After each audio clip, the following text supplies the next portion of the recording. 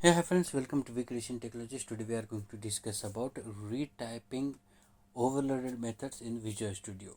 So in our day-to-day life we usually use so many overloaded methods. Okay, but sometimes what happens when you use those overloaded methods, we don't know what exactly the parameter of that overloaded method. So in that case, what we usually do, we just remove some of the code.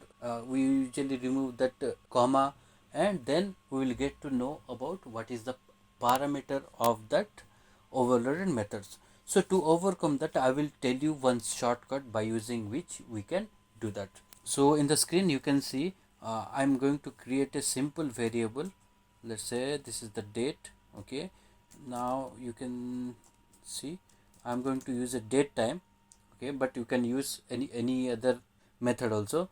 So here you can see the date time contains, there are 12 overloaded methods. Okay, now I can use any of the overloaded methods. So let me use this year, month and day. Okay, so let me pass the first year.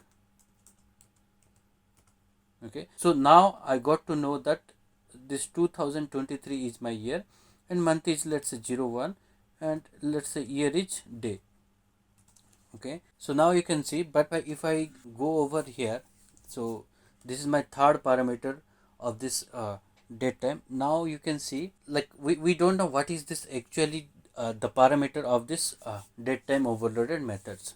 So to know about what we can do, simply I can just remove this comma, and if I can add it, okay, then I can easily know about that this parameter is nothing about day, and this second parameter is nothing but about month, and the first parameter is nothing but about our year.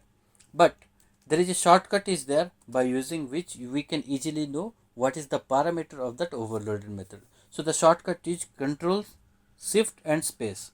Okay, so now I'm just going to press control shift space.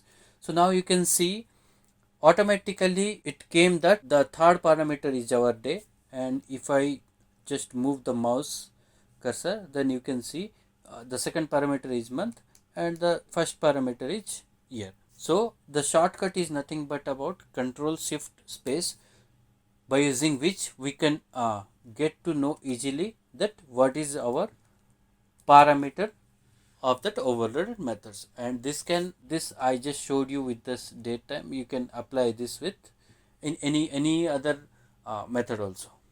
So this is all about our today's video. Thank you.